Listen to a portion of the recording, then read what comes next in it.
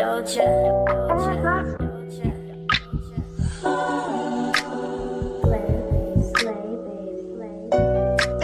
Slow we compare, speeding up the heartbeat, banging in the chest. When you put it on me, you relieve my stress. You got me so high, taking deep breaths. You get me so high, you get me so high. I know you ain't a drug, but you get me so high. You get me so high, you get me so high. I know you ain't a drug, but you get me so high. You get me so high, you get me so high. I know you ain't a drug, but you get me so high. You get me so high, you get me so high. You get me so high, you get me so high. You got me so turned up. It's still gotta be so high. Weed always on my mind. Now he always on my mind. Doja. Know you want some of this purr. You ain't gotta say a word. Just walk that, let's get burned. Then we'll roll up 100 fucking nuts. All up in my mouth. Now I'm all up in yo. This nigga got pounds of it. All up in his truck. Now we both look Asian. He waving and I'm drunk. I got dank shit in my cup. You know what I'ma do to you? I could give reviews to you. Flow, we X, and we sipping on that juice. That's just what she choose to do. Slow we compare, speeding up the heartbeat, banging in the chest. When you put it on me, you relieve my stress. You got me so high, taking deep breaths. You get me so high, you get me so high. I know you ain't a drug, but you get me so high. You get me so high, you get me so high. I know you ain't a drug, but you get me so high. You get me so high, you get me so high. I know you ain't a drug, but you get me so high. You get me so high, you get me so high. You get me so high, you get me so high.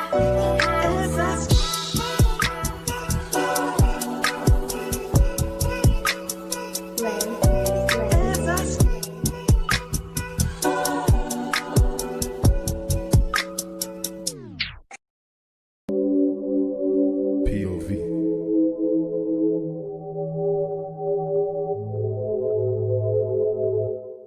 I can't tell where your hair ends and mine begins.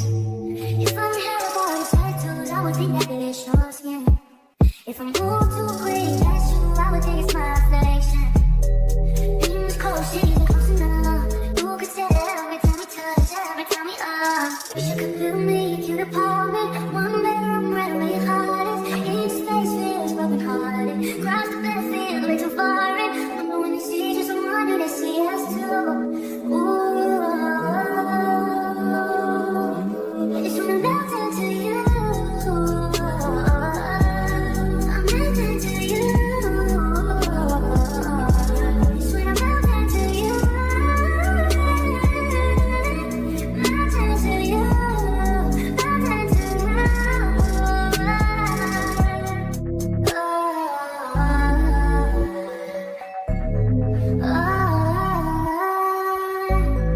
Imagine you're ready for love and chase up and down. Hoping you're there so you can spit it out your mouth. And inhale, exhale, breathe in. With every breath I'm sinking in. No way to describe it, I'm a riot. If I wake up and I'm somehow beside you, instead of beside you, this shit is surprise you. You don't even notice, don't need to remind you. Wish you could build me a cute apartment. One bedroom, right where your heart is. Each space feels broken hearted. Cross the bed feels way too far. And I wonder when they see just one, do they see us through? I'm melting to you.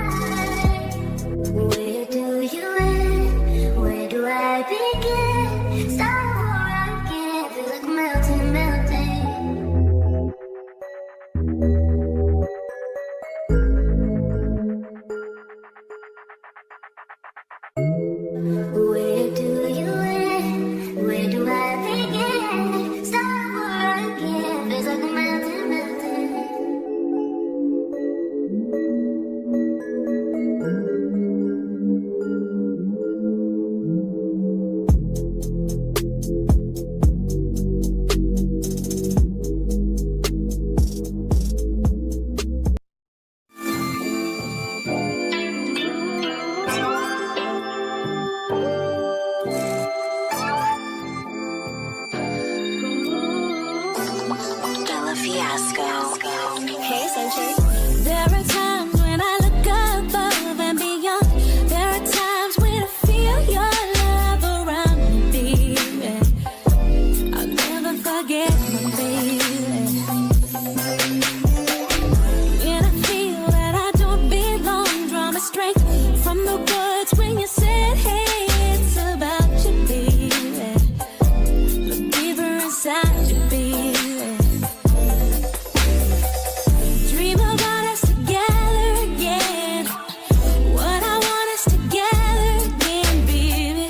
I know we'll be together because everywhere I go, every smile I see, I know you are there, smiling back at me, dancing in moonlight. I know you are free, 'cause I can see your star shining down on me.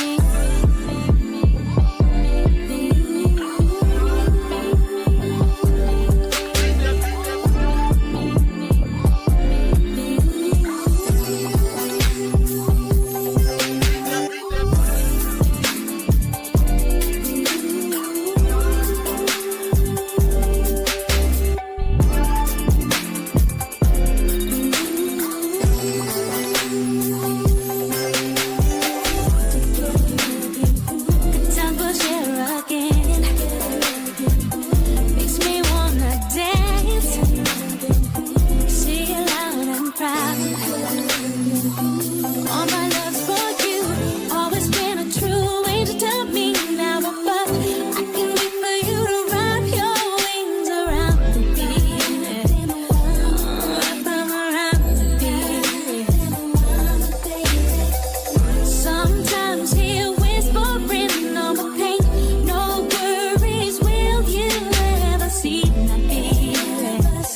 I'm so happy for my baby.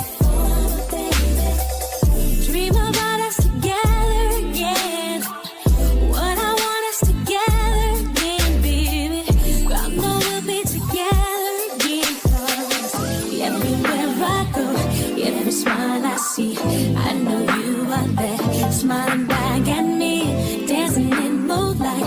I know you are free, 'cause I can see your star shining down on me.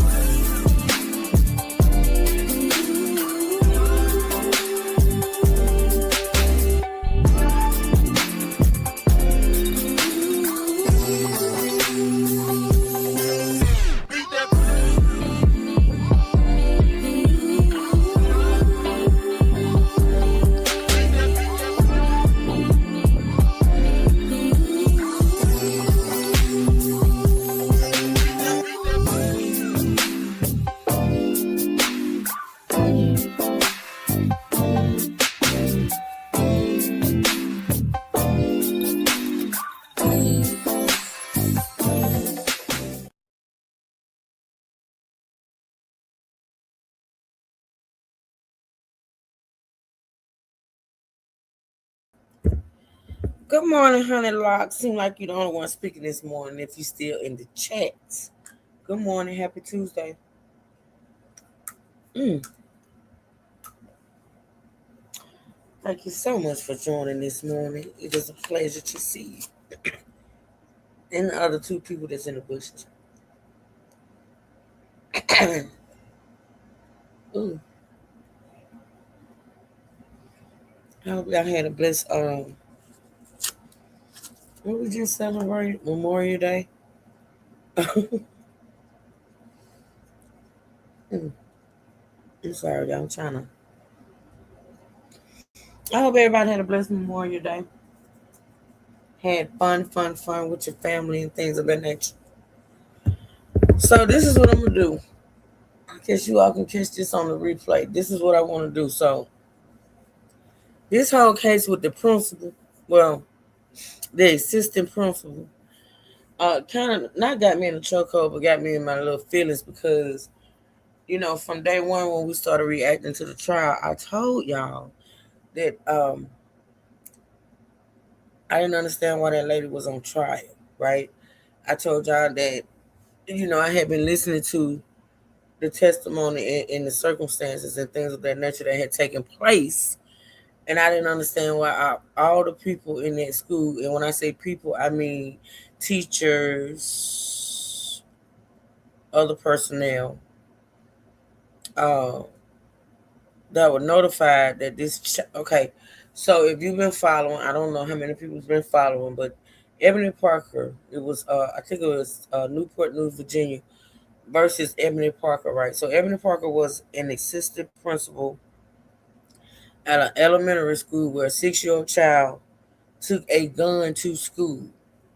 He retrieved the gun from his mother's, I want to say dresser drawer or under the dresser or something like that, and he took the gun to school, where he eventually ended up shooting a teacher, right? So he ended up shooting a teacher, right? So she survived, had multiple surgeries or whatever. But according to the teachers and the other personnel at the school, y'all put a one in the chat if y'all can hear me while I'm talking. I hope y'all can hear me. Hey, hey Malika. Hey girl. Y'all put a one in the chat if y'all can hear me. I have to do that now, being as though unless somebody tell me they can hear me. Wait a minute. I can tell you what. I can go to my own channel. Hold on. Hold on. Okay. Thank you, Malika. Thank you, baby. Happy Tuesday, Malika. I hope you had a blessed, beautiful Memorial Day weekend, sweet. I really do. So listen.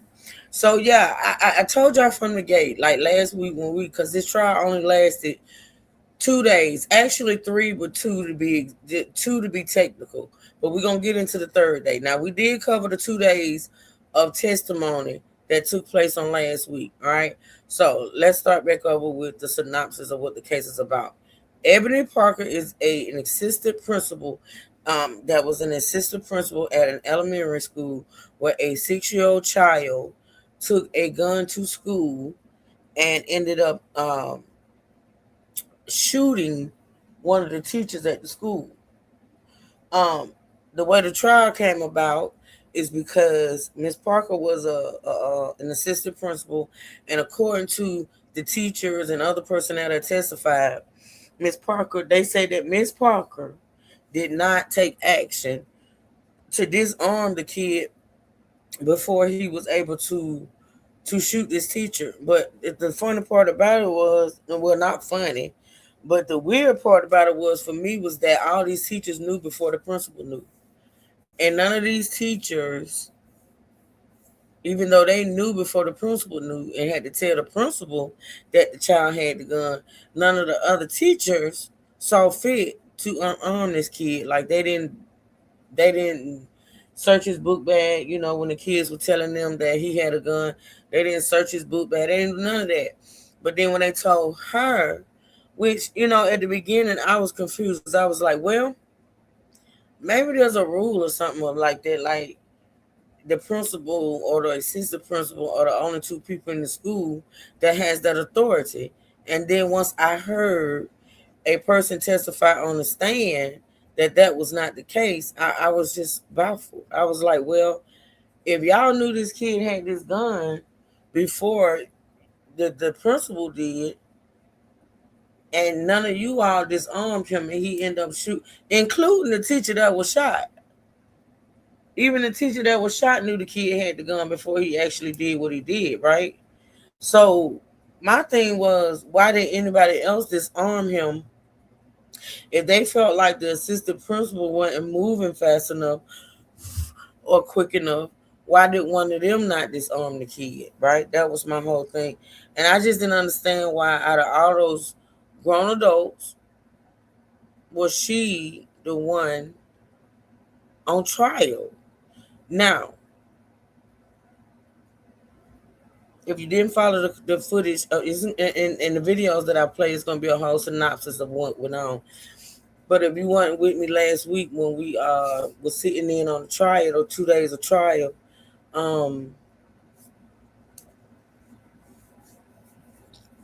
I lost my train of thought. That's messed up. Yeah, so the principal was on trial. Oh, and she was charged with 8 counts. I want to say child neglect, but we're going to hear it all in these clips. And the reason why she was charged with 8 counts is because it was 8 bullets in the gun, which was also weird to me. That's some weird shit. I've never, out of all the trials I've covered, I have never, and I ain't saying it ain't been done before. I ain't saying it don't exist. All I'm saying is, I have never known a defendant to be charged according to the bullets in the gun. That's just me. I've never heard of that. But I also feel like this case and this trial and these charges on this lady was bogus. Like I honestly do. I feel like it was bogus. And I've been trying to take the time or find the time to do a little research on this teacher that's right here in this picture to the left, because I think in Newport News, Virginia, she got some type of pull. And when I say pull, not don't get it twisted. Truth hurts. Do not agree with what that 6-year-old did. It was wrong. We're gonna talk about the fact that the mother was charged and she is serving prison time. We also gonna get into the fact that Miss Ebony Parker was sued civilly, which I think is bullshit, but it is what it is. It happened. I'm getting ready for an appointment. So okay, Malika, no problem, baby. Thank you for being in the bushes. I appreciate that support. I do. Hey, baby Candy. How you doing, boo? So yeah, I think all this is just bogus, but hey, it is what it is. And one thing about the way I feel about our justice system, which I didn't feel this back in the day, my college days, well, late high school, early college days when I wanted to be a lawyer. I feel like the justice system is a whole joke sometimes. I ain't gonna tell no, I ain't gonna even hold you. I ain't gonna even hold you. I feel like at times the justice system is a whole joke, but that's neither here nor there. But nonetheless, so we covered day 1 and day 2 of the trial. If you missed that coverage, go back. Go back and watch the replay or whatever. So on day 3, when we came back for day 3, which I think was Friday, Thursday or Friday or something like that. Day 3 was interesting because day 3, there was no testimony. The jury didn't even enter into the courtroom because the defense filed a motion to have the case thrown out. They stated that there was no precedence for these charges. This woman should not be in court. She should not be charged, and none of that. She should not be on trial. So the defense, they presented their motion. Of course, the prosecution responded, and then the judge spoke. And on day 3, before the jury even entered into the courtroom, that judge threw this case out, which I wasn't surprised. I would have been surprised if the case had continued after that defense put on its case for it to be dismissed, because the defense, presented a case and it made sense. And so that's what we're gonna get into, y'all. We're gonna listen to what happened on day 3 and what the judge said. And this one thing I noticed about this coverage of day 3, every channel that I went to, the volume of what was being said was very low. So I don't know. Hopefully y'all got some earpods, some earbuds, maybe where you can hear exactly what's being said. But I tried to find the best one that I could out of all the channels to play so y'all can be able to hear. We're gonna listen to what happened in the courtroom on day 3. We're also gonna listen to some and this is not gonna be a long live because it's not a whole lot from what I have. But what I'm gonna do after today is on tomorrow, getting ready for this CT scan and then going to see the doctor to see why I'm not here. Okay, Candy Corn. I'll be praying for you, sweetie. You take it easy. I'll be praying for you. So I can figure out what's going on. So, and then on tomorrow, what I want to do, y'all, and it's sort of kind of going backwards. And the reason why I say it's going backwards is because even though this lady was just brought to trial last week on these charges, she was sued civilly 6 months ago by the teacher. Ms. Parker was sued civilly 6 months ago by this teacher that was shot. And she actually won the civil case. And I want to revisit that case too as well. I hope y'all, y'all know how I am with this hindsight is 2020 type shit. It's an obsession at this point. But although that case happened, well, the trial happened 6 months ago, I still want to go back and revisit it now that we see the outcome of this criminal part, right? So the first clip that we're gonna get into is actually from 6 months ago, and it's a clip that was done after the teacher won her civil case, and basically the title of the clip is what what can we look forward to in the criminal trial of Ebony Parker, which happened last week. So it's basically giving us sort of like an insight on what was going to allegedly happen um, in this trial that we just finished watching on last week. But it's from 6 months ago, and it's after the teacher won her civil case. And tomorrow we're going to start the streaming of the civil case. We're going to listen to the testimony. We're going to see what they heard that made them feel like this woman was responsible for this kid. And I gotta reiterate, as far as the kid, he was 6. I have no clue what happened to him, but I do know his mom was charged she was charged by the state, and she was also charged federally. And so she is currently, I think, serving time unless she already has gotten out. But it wasn't no years. It was long enough that she was charged and served time as well for that illegal gun and also marijuana use. So yeah, that's basically what happened with that. But let's listen to 6 months ago what these people predicted would happen in this criminal trial that we just witnessed. Okay. I just remember her facial expression. It was kind of like a look of shock. Once you heard the shooting, what did you think that was? I knew it was a gunshot. How many times was she shot? How many gunshots did you hear? I thought I had died. Do you have any opinion on whether Dr. Parker could have foreseen JD's actions that day based on the information that she had? I think it would be difficult for anyone to have foreseen that. Now, mind y'all, these are clips right here. Hey, Natasha. Good to see you. Mind y'all, the clips that we're watching right now are clips from the civil trial. This clip right here is from 6 months ago. And those clips that we just saw are clips from the civil trial that took place 6 months ago. What could be tipping the scales in the criminal trial for the first grader shoots teacher case in the case against Dr. Ebony Parker, the former assistant principal of a Virginia elementary school. Abby's Warner, the teacher who was shot by the 6-year-old, won her civil case. We watched that play out here on Court TV. We, the jury, on the issues joined, find in favor of the plaintiff, Abigail Werner, and assess her damages at $10 million. The award interest beginning on June 1st, 2024. That was $10 million. It wasn't her money. You know, that's it. I'm sure she was a little disappointed by the civil jury's verdict, but now the criminal proceedings are ahead, and she's charged with 8 counts of felony child neglect. What can we expect at the trial? How might Natasha, I don't know how much of the background you know. I just kind of went through it a little bit. But yeah, it was a first grader. He was 6 years old. He found a gun in his mama's dresser, took the gun to school, and shot that teacher. Yep. witnesses here play a factor into the criminal courtroom and civil night and day? We have with us an attorney representing many of the students, 8 of them, and an adult. Let's bring her in here to discuss. Emily Brandon. Emily, good morning to you. First, what is your connection to the case? You're representing students, these 8 students. What's your role? What's the student's role and the adult that you represent's role here as we move forward towards this criminal proceeding?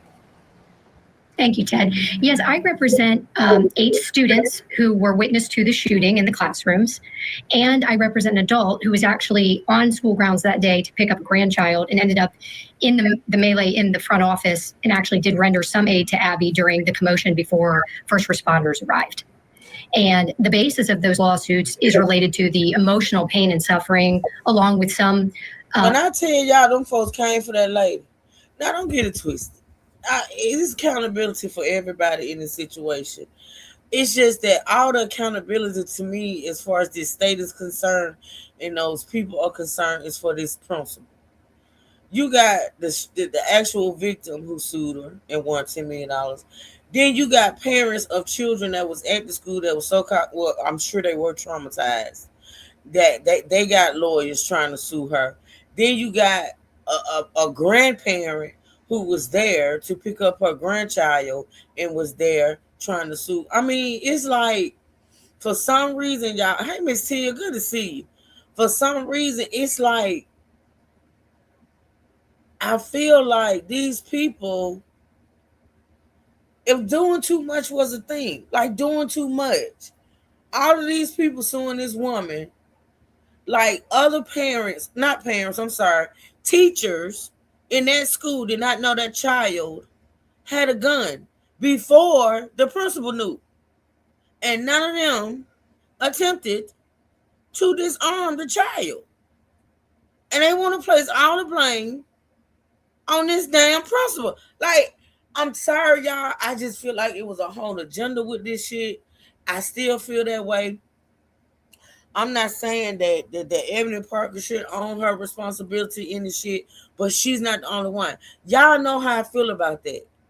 It's the same way I feel about the R. Kelly case. With R. Kelly being locked up, and I still to this day feel like he is not the only somebody who should be locked up.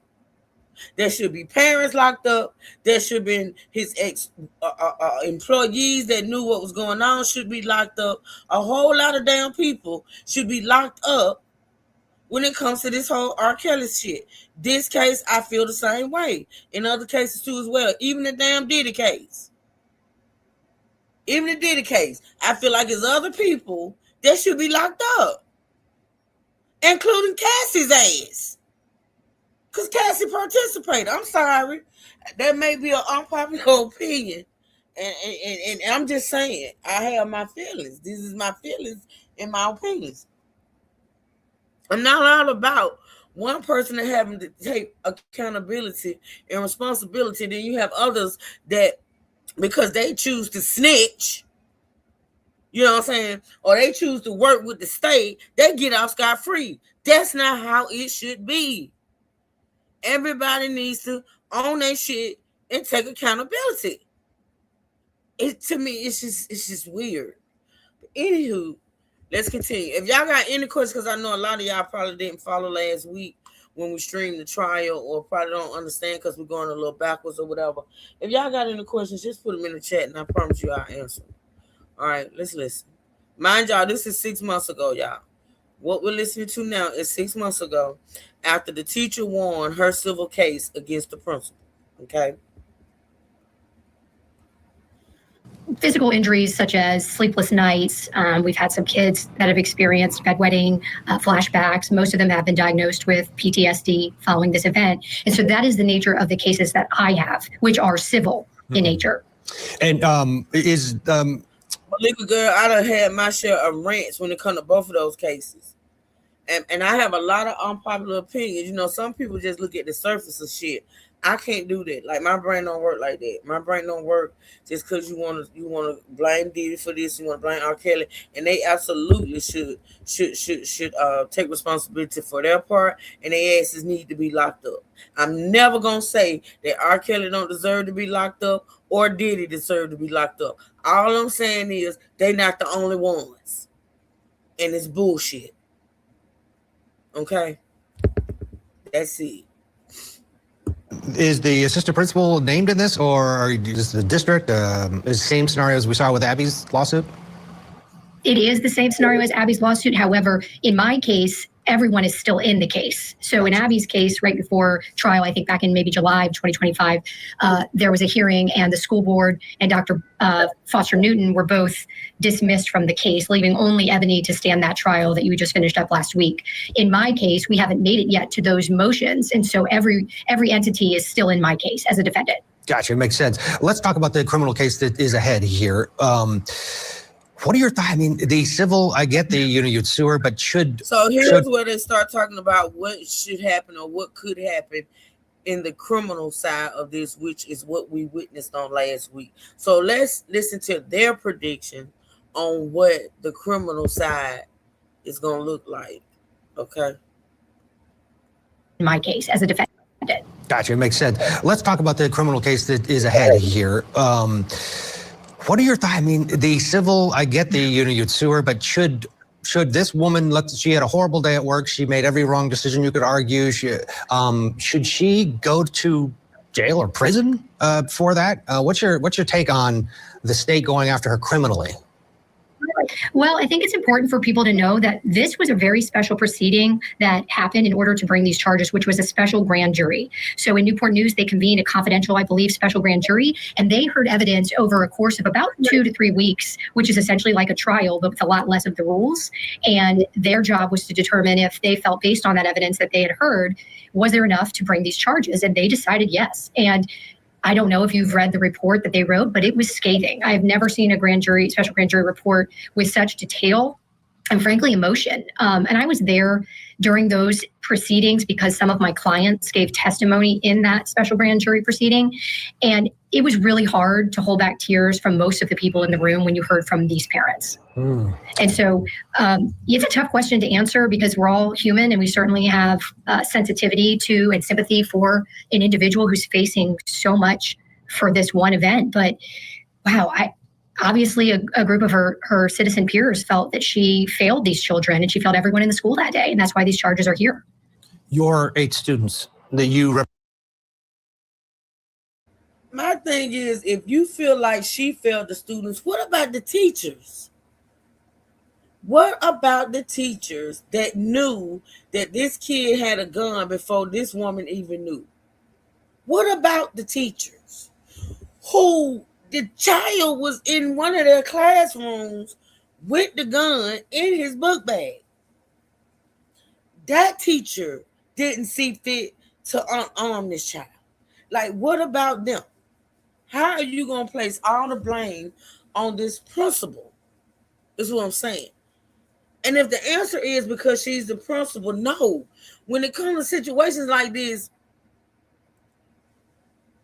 I just, it's the mindset for me. It's the mindset. It's the mindset of these people that think that this woman should bear our responsibility, and the people that knew before she knew about the gun didn't disarm this child. Like, I don't get it.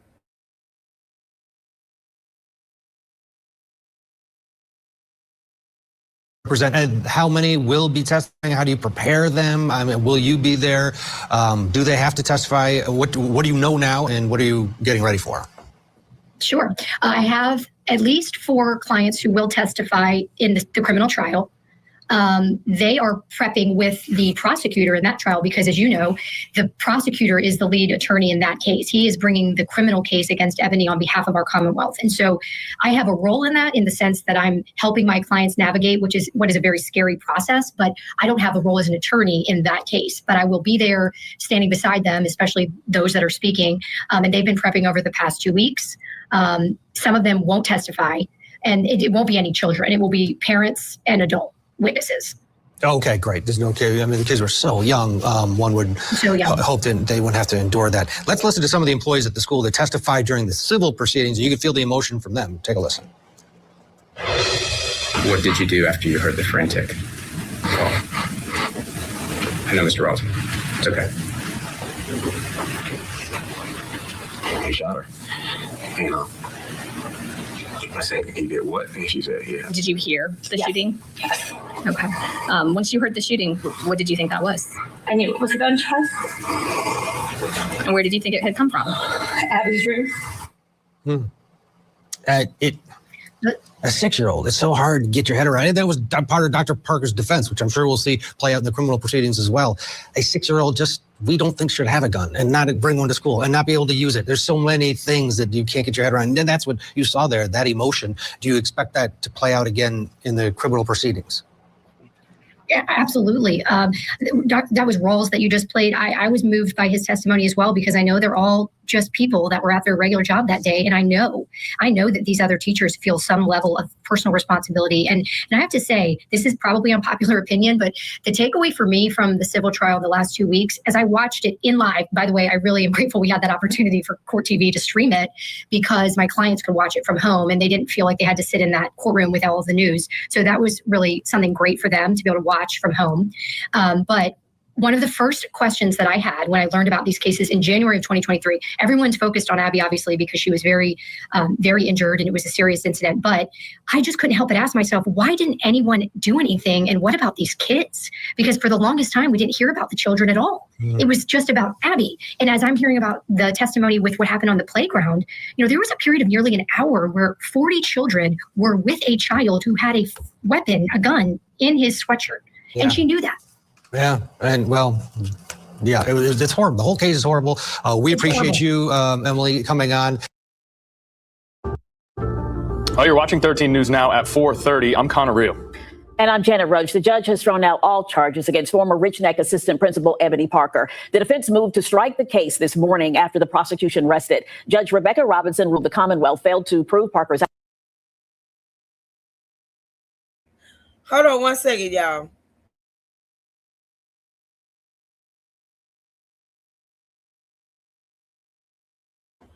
Hey, Sonya.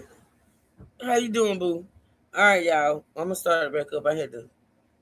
I wanted to hear what they were saying. Let's go. If, like I said, if y'all got any questions, put them in the chat. Actions amounted to a criminal offense, noting there is no legal precedent for charge.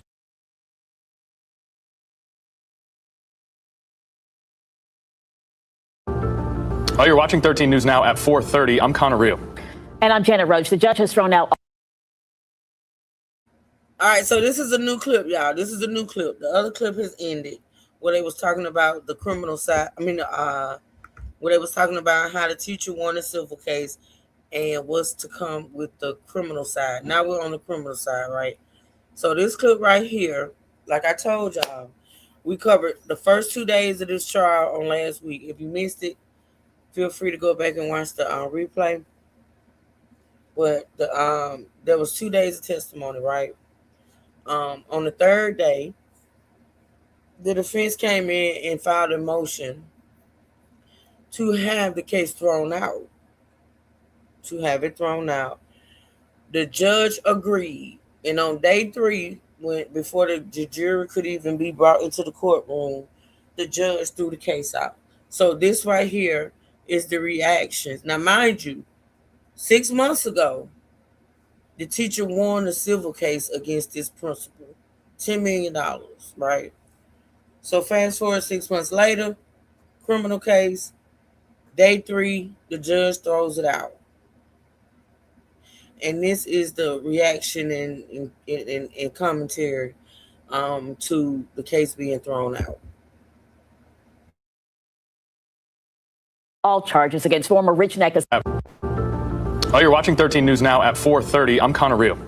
And I'm Janet Roach. The judge has thrown out all charges against former Rich Neck Assistant Principal Ebony Parker. The defense moved to strike the case this morning after the prosecution rested. Judge Rebecca Robinson ruled the Commonwealth failed to prove Parker's actions amounted to a criminal offense, noting there is no legal precedent for charging an administrator under these circumstances. Parker sobbed out of relief as all 8 felony child neglect counts were officially dismissed.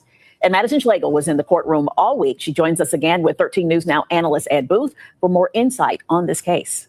Yeah, thank you, Janet. And again, Ed, you and I have talked about this case ad nauseum already today, but one of the things that came out of the judge's mouth this morning is that there truly is no precedent in this case. We just heard it a little bit there. Knowing how historical this case has been over the last 3 years, and this is the end of a saga that we've followed for the last 3 years, how would you say that the lack of precedent maybe impacted the outcome of today? Well, I think it's another way of saying that this is an unusual situation, an unusual charge. There's a lack of precedent for anything that's new. I mean, if you change a law, the first prosecution under that change, doesn't really have precedent. So I think it's another way of saying that this is an unusual set of facts, an unusual theory of liability, rather than precedent in like the pure legal sense, like we know what to do because courts have done it before. Right. And this was a case where they had to prove beyond a doubt the guilt here. And maybe some of that evidence was spotty here and there. Do you think that maybe in the fact that the judge decided to throw this out, there was some error on the side of the prosecution here? No, I'm not here to give an opinion on whether or not there was error in terms of the way that the case was prosecuted. But what the judge did say is that, these facts as presented, not only could they not get to a reasonable doubt, but that no reasonable jury could construe that to be a violation of the law. Therefore, we don't have to even give it to the jury. That's what the court's saying. I can take care of it myself because I'm not going to let the jury consider it. There's no need because no rational jury could find that there's a crime. Right. And even though the prosecution is the one that has that burden of proof there. Absolutely. But I know we talked a little bit before about the difference between a mistrial and also the judge striking the case down. For the people who maybe weren't watching earlier at 4:30, do you just mind giving us a little snapshot of that discrepancy there? Well, sure. There was discussion of a mistrial in the case because of some of the evidence that came out and some things that jurors were told not to consider. Now, that happens in a trial. If you have a really, really bad problem, an unfixable problem, the court can say, we're going to declare a mistrial, we're done, we're going to start over and do this again another day with a different jury. Or the court can say, jurors disregard what you just heard and give a curative instruction and trust that they're going to follow the instructions of the law. So a mistrial essentially fixes unfixable problems by saying, we're done, we're going to come back and do it another day with a different jury. Curative instructions tell the jury not to pay attention to that. A dismissal on a motion to strike is basically saying, I've taken all of your evidence and I've considered it in the light most favorable to the Commonwealth, and even taking it in that light, this doesn't get to a violation of the statute. Well, Ed, we appreciate your knowledge here and helping us understand this. I know people at home really value this type of feedback here. Again, that's what we've got here for you with Ed Booth, legal analyst here for 13 News Now. Connor, Janet, back to you. Madison Schlegel was in court all week, and she joins us again with 13 News legal analyst Ed Booth for more. Yeah, we figured we'd bring in the experts to kind of flesh out the judge's decision here today. But Ed, you and I have spoken earlier today, and we've kind of delved into the details here. But the judge truly said that this came down to a question of law, and the jury is kind of the one to answer the questions of fact here. So do you mind giving us a little bit of insight of what that means, maybe for the layperson at home? Sure, of course. So jurors are always the finders of fact, and judges decide the law. And in this particular case, the judge decided, based on the facts that have been presented, that she didn't need to let the jury consider any of those facts. Didn't need to get into their credibility. She decided it solely on the law as she saw it and said there isn't enough for the jury to hear the case. Right. And I think over the last couple of days, too, we've also heard some confusion in testimony in which the jurors were hearing, that object of hearsay, those statements that were put on the record and then struck from the record. Do you think that maybe the confusion in which the questions that the judge answered also due to the questions that the jury had also may have played an impact in this? Well, I think it's sort of a symptom of what was going on in terms of the judge's view of the prosecution. Now, in any kind of trial, there might be something that comes out and the judge says, well, jury, you're not to consider that. You've already heard it. We can't unring the bell, but it's not so serious as to declare a mistrial, but I'm going to give an instruction that says you're not to consider that fact. And it sounds like that happened here. That happens in a lot of cases. Well, you mentioned the word mistrial, which we heard a motion towards yesterday, and both the defense and the prosecution had kind of agreed that that would be a motion that they both support here. And the judge ultimately struck that down. Do you mind giving us the difference of what a mistrial would be and then what we saw today, which was the judge striking down those charges? Well, sure. A mistrial is when you have a structural error with a trial. Something's happened and it's bad enough to where you can't fix it with a curative instruction. We just have to start over, do this all again. It does happen. It's extreme. On the lesser side of things, you've got my example where the judge says, jury, you heard that, but I'm telling you, you're not going to consider it, and we're going to trust that they follow the law. So a mistrial is an extreme problem with the case that can only be remedied basically by doing it over again. In this particular instance, the judge has said these facts as put on by the Commonwealth don't equal a crime under this statute. So that's not a mistrial where we come back and do it again another day. That's an acquittal. In other words, it's a dismissal of the case. And you said it would be rare for the Commonwealth to maybe file more charges on this. Well, yes. I mean, you've got double jeopardy, and that has to match up identically with the elements. But if you think about it, trying to charge a different crime based on the same operative facts, even if legally you were able to shoehorn that in, there are a lot of reasons not to do that, and the optics aren't great. Right. Well, Ed, we appreciate you making yourself available to us, not only earlier this afternoon, but here this evening. Connor, Janet, back to you. All right, Madison, Ed, we appreciate it. And to see reaction, analysis, and more of the Rich Neck Elementary School trial, head to the 13 News Now app. We continue our team coverage on this trial with Brianna Fallon. Now, Brianna, you were in the courtroom this morning and you spoke with Dr. Ebony Parker. Connor, yes, I did. Following the decision, I spoke directly with Parker in the hallway. While she did not want to go on camera, she told me she is ready to move on with her life and put this case behind her. A historic trial comes to a close. The moment Judge Rebecca Robinson dismissed all 8 felony charges, you could hear the relief from former Rich Neck Elementary School Assistant Principal Ebony Parker. 24999. Following the ruling, Parker walked through the courtroom's doors into the hallway and immediately ran to hug her family. They left the building together, relieved to put this case in the past. I know you said you are blessed to be out. You just want to get on with your life. Is there anything else you want to say on the record? No, nothing else. Meanwhile, Parker's attorneys say the motion to strike was the right call. Obviously, Mr. picking this up.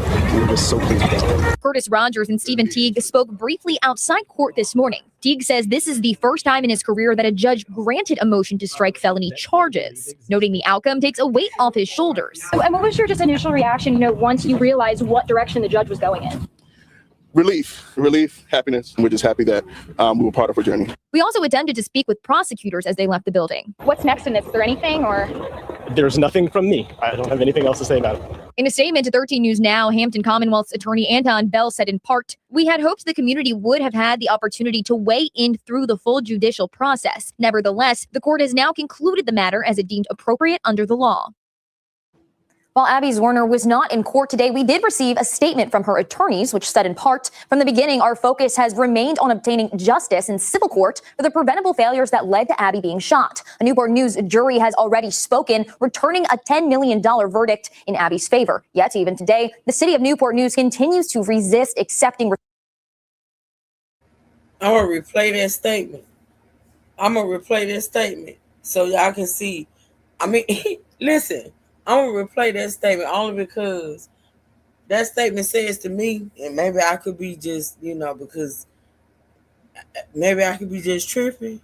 But basically that statement she just read saying, we don't care nothing about her being locked up. We don't care nothing about the criminal side. We want the money. That's all we wanted. We want to win the money. We want the money. Okay, so they threw the case out. Okay, so what? But I'm going to replay it so y'all can hear it and determine what y'all think. That's what it says to me. Oh, shit, hold on. Granted a motion to strike felony charges, noting the outcome takes a weight off his shoulders. And what was your just initial reaction, once you realized what direction the judge was going in? Relief, happiness. We're just happy that we were part of her journey. We also attempted to speak with prosecutors as they left the building. What's next in this? Is there anything or? There's nothing from me. I don't have anything else to say about it. In a statement to 13 News Now, Hampton Commonwealth's attorney Anton Bell said in part, "We had hoped the community would have had the opportunity to weigh in through the full judicial process. Nevertheless, the court has now concluded the matter as it deemed appropriate under the law." While Abby Zwerner was not in court today, we did receive a statement from her attorneys, which said in part, "From the beginning, our focus has remained on obtaining justice in civil court for the preventable failures that led to Abby being shot. A Newport News jury has already spoken, returning a $10 million verdict in Abby's favor. Yet, even today, the city of Newport News continues to resist accepting responsibility and delivering the justice that verdict represents. Brianna Fallon, 13 News Now. Okay, Brianna, thank you for the update. And 13 News Now has been streaming the trial all week on the 13 News Now app. Download on your phone or TV to watch for free. That the jury is a trier of fact, Right, and so, the judge. As y'all can see, I'm letting these clips roll. I'm basically just letting them roll. They're pretty much talking about the same thing, about the fact that although this woman won the civil case against the principal, the judge on day 3, which was last, I won't say Friday, y'all, threw the criminal side out, threw the criminal case out. All right, so let's listen. Answers the questions of law. And in this case, directly, there was too many questions surrounding the indictment and what the actual indecent liberties that happened to the children, or what that reckless disregard for life truly was. So Judge Robinson did lay out a couple of the. I stated how I felt about, I felt like they did too much when it came to this principle as far as, criminally and the civil side.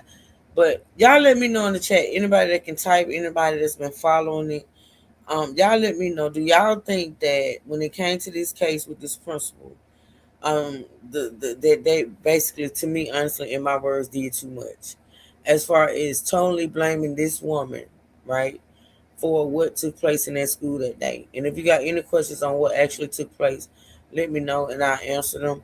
But y'all let me know what y'all think if y'all can type. I know a lot of y'all can't type, but yeah, let me know. Questions that she had. Again, those 8 counts were for reckless disregard or wanton abandon, for child neglect, in disregard for human life. And the judge basically said that she was unclear about what that disregard for life was. Was that the fact that the student wasn't expelled after the first incident that was recorded? Was it the fact that there were 8 still bullets in the gun? Was it the fact that there was emotional trauma? for the children that were inside the room? Was it that there was a lack of response from leaders here? So the judge said since there were so many questions surrounding the indictments itself and what was actually that disregard for life, she said that this case had to be stricken due to logistics when it comes to the law. Now, again, the judge did also say that this indictment didn't express exact people, but what it did do was kind of present a mashup of legal theories. So again, over the last couple of days, you remember that there have been conversations back in court about hearsay, what has been striked from the record. And it was very contentious inside court with the conversations that were happening during testimony. Because again, there were so many kind of blurred lines in which could actually be said in the court at this time. And the judge. I'm not saying that this relation on her part, because they all listen. All those adults failed them kids.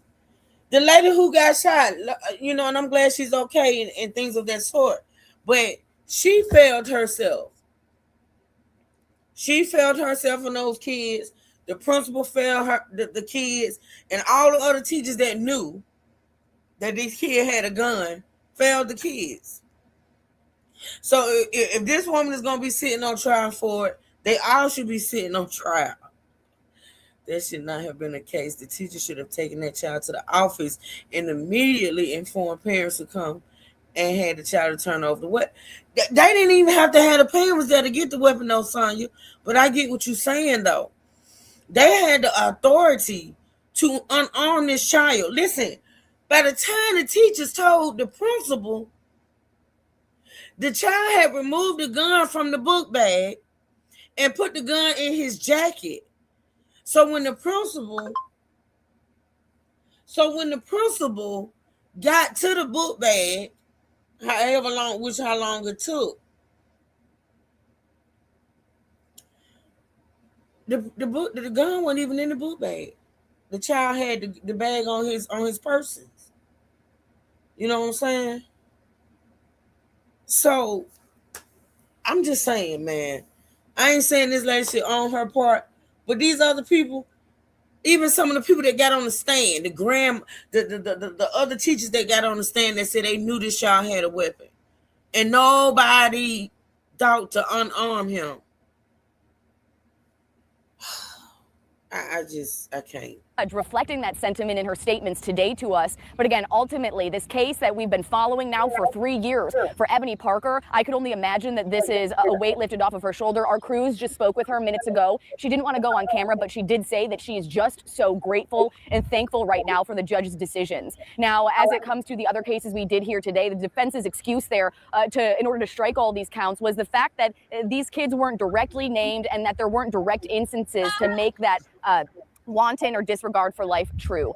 So again, breaking news. It just came out of the courtroom just moments ago, less than 20 minutes ago, the judge made this decision. Right now, the court is in recess because the jury was supposed to show up at 10 this morning for their assignment. The judge has now decided that the court will go into recess until all the jurors have arrived today. And then Ebony Parker has been excused, but the attorneys will now stay behind and the jury will be formally told about this decision under oath and on the record, and then they will be dismissed by the judge. So again, we thought that today the case might wrap up. We didn't know that this was going to be the end result of what happened today, but this decision definitely came down a little bit quicker than maybe some were thinking. Connor, back to you. Yeah, it certainly did, Madison. Going into day 4, every indication was that things would proceed as they have for the last couple days. You were supposed to do a 10 a.m. live hit just to give us a brief update on where things were headed. And instead, you come to us with this massive piece of breaking news. The judge has struck all 8 counts that were alleged against Ebony Parker. Now, I want to get a sense from you now, and you did mention our other crew. Brianna Fallon is standing by. She was there when Ebony Parker exited the courtroom. We will speak to Brianna live on air here in just a moment, but I want to keep Madison with us here first. Madison, can you give us a sense once again of how the courtroom reacted to this news? There have been moments during this trial where it has been crowded. I know it was early today. Anything you can tell us about the reaction to such a shocking revelation from the judge? Honestly, Connor, when the defense made their motion this morning and then the prosecution laid out their arguments against it, and then we heard the defense's rebuttal, it truly seemed like it was up in the air on what Judge Robinson was going to decide. But the moment that she opened her mouth and started laying out some of the reasoning before she actually announced her decision, you could hear a pin drop inside of the courtroom. The second that the judge was alluding to the fact that she might be throwing out these charges was the second that we instantly saw that emotion come from Ebony Parker, and the room kind of shifted itself into this state of silence, on this state of waiting on the the edge of your seat to kind of hear exactly where the judge was going to go with her statement. But the sentiments in which she was saying were pointing to the fact that she was going to point to legalities in the case that would potentially throw the case out. And again, once that decision was made, it felt like a sigh of relief in the courtroom for at least Ebony Parker and the people who have been in the courtroom this last week in order to support her. We did see some of those people that were in the stands watching, supporting Ebony Parker. They did throw their arms around each other in that moment. They did turn to each other and cry in each other's shoulders. Again, this has been a case that's been following around Ebony Parker and her family and her camp for the last 3 years. So I'm sure the emotions that they're experiencing are extremely heightened, and every single person in the room was just waiting on the edge of their seat for their judge to make that decision. But again, So Malika said, can the vice principal turn around and sue the school district for the fact that the other teachers failed? Probably not. I'm not for sure, Malika. You know, the thing about me in these courts these days, when I say I feel like at this point the criminal justice system is a joke, because I done seen some cases that have come before the courts that to me are honestly jokes. It's just using the criminal justice system pretty much these days. You can file a damn lawsuit. You can file a court case behind some bullshit. And it's just, to me, honestly, it's a joke to me. Can it be done? Can she do it? I don't know. Legally, I don't know. I doubt it. I doubt if she would, though. Like the lady said when she was leaving court, she just want to put all this shit behind her. She's been dealing with this for 3 years, right? She's been dealing with this for 3 years. Not only, you know, she probably ain't gonna ever get a job in a school again, but she was sued civilly. The lady wanted $10 million. I don't know if she's responsible for that money or the school district. I'm not for sure on that right now. But, and then with the criminal side being, you know, thrown out, I feel like she just want to move on, like, you know, just let it go and try to, you know, rebuild her life essentially, because that's what she's gonna have to do. I wouldn't put energy into trying to sue, because a lot of time when people sue, they be suing, and unless you can sue like a school district like the other woman did, you ain't gonna get no money. Look at Cardi B. I feel like by the time Cardi B is through paying attorneys, see, I've always said though with Cardi B and Tasha K, I mean, she went through all of this. I'm sure she's stressed the fuck out and maybe lost self-employment. I get it. I get it, but sometimes the juice ain't worth the squeeze. We will always talk safety first. I would have made the decision to take matters in my own. Exactly, man. Talking about waiting for a principal, too many children and other staff to think about. Exactly, Sonia. Just like with I don't know if people have realized this, or this just could be me and my observation, in my opinion. This thing with Cardi B and Tasha K is personal for Cardi B. It ain't got shit to do with no money.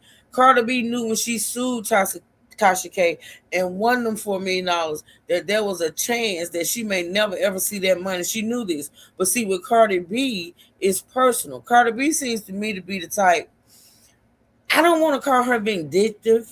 I don't want to say that. I just want to say that Cardi B seems like the type of person that's going to prove her point. She's going to always win in her eyes. And this is personal with Tasha K. Because Tasha K, you know, she did the most when she said what she said about this young lady, didn't have proof, it wasn't true, and then she was stubborn about the fact that these people told her just take the shit down, and you ain't want to take the shit down because you're an idiot. Okay, and I like Tasha K and I like Cardi B.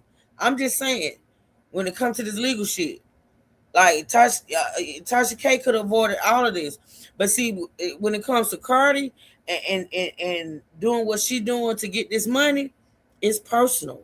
It ain't got shit to do with the money. Cardi B don't need that damn money. $4 million to me, honestly, and people may not realize, is $4 million to Cardi B is a drop in the bucket. This chick just came off a tour that made millions. She had millions before that. You feel me? It ain't got nothing to do with the money. She knows she's probably gonna never see all that money. It's personal. Like, bitch, you're not gonna come out here and do what you did and say what you said. Then you're gonna be smug about it.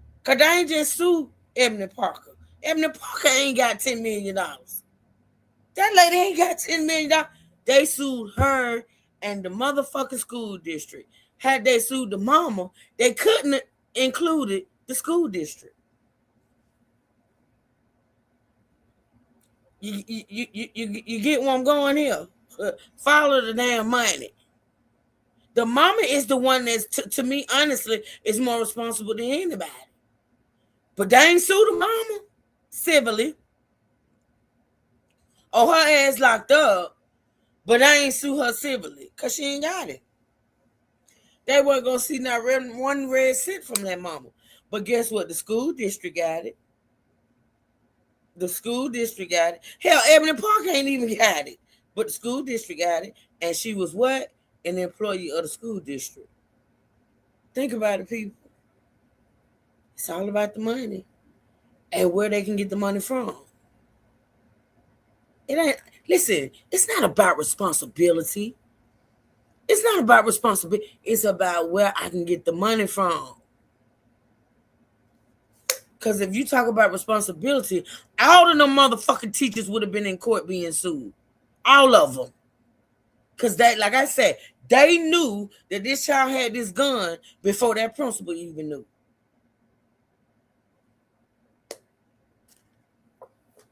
Point blank, period. The judge, questions from lawyers about the juror's state of mind. I mean, it really feels like there has been an air of confusion throughout. Is that a fair assessment? Is that something that you saw, and anything to add to that? Yeah, and that was ultimately why Judge Robinson made the decision that she did make today. That was because she said there were too many questions of legal matters inside the indictment and with what was being presented by both cases, that it was just providing so much chaos for the jury that they were kind of left in a spot where they weren't really able to discern what was just exact fact versus what it was that they were truly trying to describe as that wanton or disregard for life. I keep mentioning that statement, but we do know that the prosecution's job was to prove beyond a doubt that the disregard for life was there. And as the judge had mentioned, there was just so many questions about what that exact disregard for life was that she wasn't going to put it in the jury's hands in order to make that decision. Again, the jury is just the trier of fact. So they're only able to assess the evidence and the information that is given to them by the prosecution and the defense. They're not the ones that are supposed to be hashing out what it means as to the exact statute at which they're supposed to be trying to defend. That is up to the backpacking of the judge. And that is why she made this decision today. She said that given the confusion that the jurors have already had in the past, that confusion was most likely to persist through the day to day. And so she made that executive decision. I'm the one that's supposed to be the expert on the law here. My expert opinion on the law is that this just isn't clear enough. And then another aspect that I want to ask you about that you mentioned in your initial report here is, and something we saw quite a bit yesterday and even the day before, but I felt like especially yesterday, was the... So you said, how did you get compensated for your lag to report though? I don't understand that question, Sonya. Reword it, Sonya, so I can understand, boo, so I can answer. How do you get compensated for your lag to report? The teacher. Well, she can get compensated because she was a victim. You know what I'm saying, Sonya? She did get shot, but she did play. She did have a responsibility. You know what I'm saying? But she did get shot, and she like I say, she had to go through multiple. Hey, Tanya. She had to go through multiple surgeries, so she was injured, like really injured. That incident may have been avoided if proper decision making was applied. I agree. You talking about the teacher? Yeah, she was injured though, Sonya. Even saying, you know, she played a part in it too, but she was injured. So I'm not gonna even say that she didn't deserve to be compensated. I'm not gonna say that. I'm actually not gonna say that, but it's the way they did it. It's how they did it. It's the fact that they tried to put all the blame on that principal, which is not the case. It's just not the case. Those other teachers bear responsibility as well, in my opinion. That's just my opinion. Emotional trauma for the other children inside the classroom and inside the school. What role did that play in the trial up to this point, and then ultimately this decision? Yeah. thinking about the testimony that was given yesterday by those parents, you can see that there are going to be lasting impacts to these children for, if not the rest of their life, for at least the future that they're experiencing right now. It's been 3 years, and we heard that many of those children are still in therapy or counseling today. What the defense was arguing was that there wasn't an exact list of 8 children. You remember, there are 8 counts. The defense said that the 8 counts weren't specific enough when it came to naming exact children, when it came to naming exact ages of children. And then the prosecution had argued, well, we want to remind you, first things first, the 8 count were for the 8 bullets that were inside of the gun, not 8 students that were mentioned. But in the opening statements from prosecution, they did mention the 20 kids that were inside of Abby Warner's classroom that day, that 20, including the 6-year-old child, JT. And since their case was based on the fact that the disregard for life was the trauma that these kids were going to experience, again, what's said in opening statements can't be viewed as to the jury as fact. So it was the prosecution's job to. So you say, did I miss what the scenario was as to why the student had that much rise of hatred towards the teacher to do what he did? I have no clue, Sonya. I don't even think it was stated in the unless I missed it, during the trial. And the trial went but 2 days. But you can catch the replay on my channel. But I don't think it was actually stated why he did it, Sonya. I'm not understanding because I don't think I don't even know if the teacher was his teacher at the time. You know what I'm saying? Like, I'm not for sure why that child at 6 years old decided to go find his mama's gun, take it to school, and shoot that particular teacher. Maybe I should do a little more research, but I don't know. I don't know why he chose her,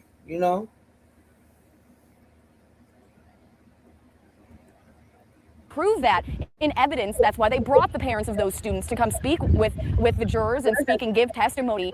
And again, the judge said that in answering, even though we did hear some of those traumas, the exact pinpoint of where that exact disregard for life just wasn't pinpointed enough for that trauma to truly be the emphasis in which the basis of those 8 counts stood on. Okay, and last question for you, Madison, before we get to Brianna Fallon here is, I know we're right in the middle I did of this. too, Tanya. I did too. We have a tendency to look forward before we fully reckon with the moment as it stands. But we do want to ask, what's next? Do we know what's next? What does the future hold when it comes to this case?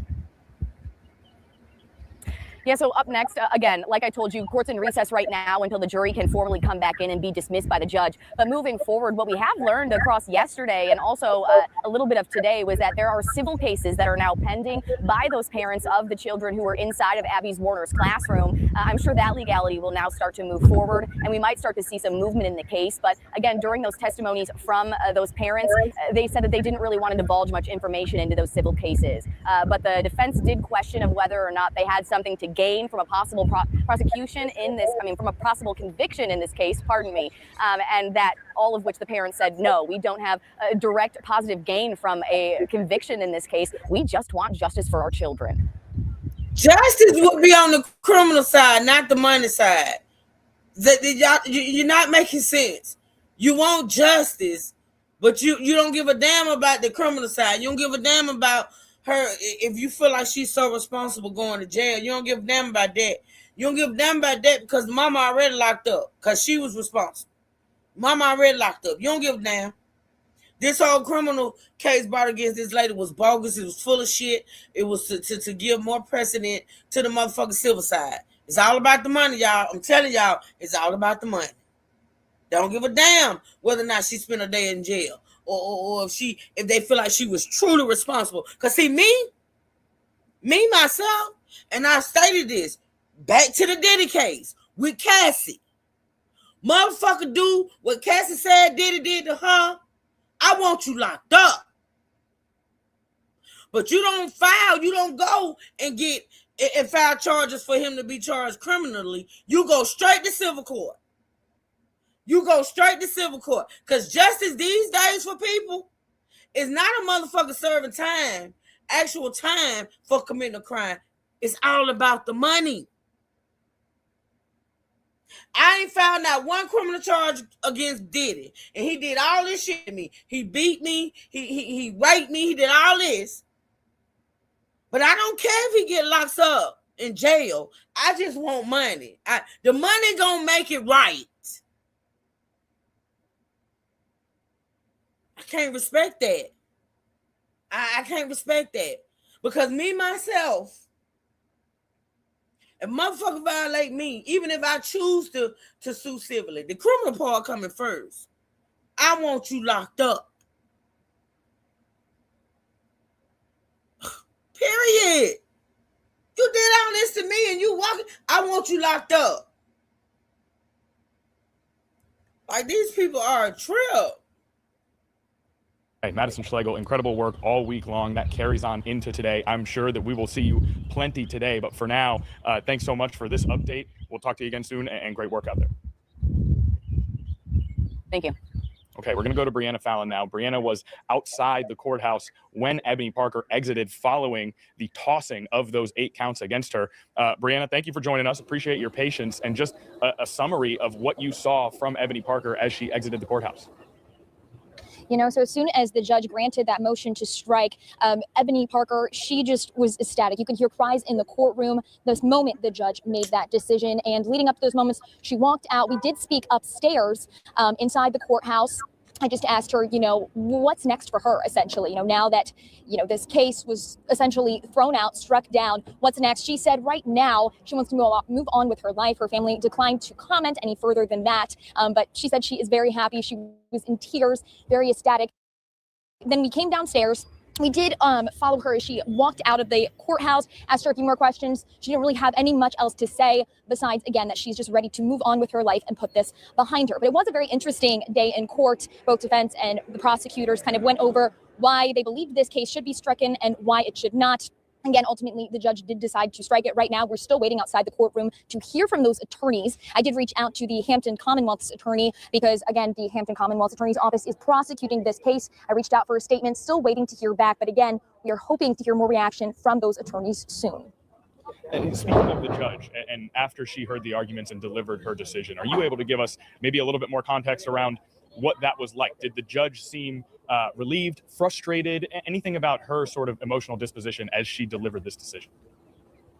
Yeah, you know, after defense, you know, put this motion up on the table, the judge kind of said that this could have been brought up yesterday, which was interesting. But I feel like a lot of why the judge decided to strike all 8 counts of these felony charges, it was just a lot of confusion just around what the charges were for. She mentioned, were the 8 charges because of the 8 bullets in the gun? Was it because of the 8 children in the classroom? So she was kind of talking about how a lot of this was theoretical and there wasn't any concrete evidence necessarily that a crime was committed, Connor. Okay, and I briefly want to go back to Ebony Parker, Dr. Ebony Parker. She exited the courtroom, straight to the car, and I'm assuming left the premises. You know, in terms of family around her, did she have a large group of people with her? Was she accompanied by an entire family, a team? You know, I'd love to know more about sort of her general reaction and the reaction of those around her.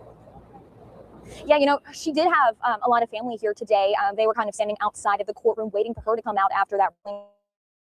Ran straight to one of her family members and they just hugged for quite some time. They were crying, just again, very, very emotional with everything happening. They came out with her. I did hear them mention that she wished that her sister was here today. But again, she was surrounded by a lot of family today. A lot of family showed up to support her today. Now, again, while they didn't want to comment, they did say that at this point, they just want to put everything behind them and just move on now that the trial was struck.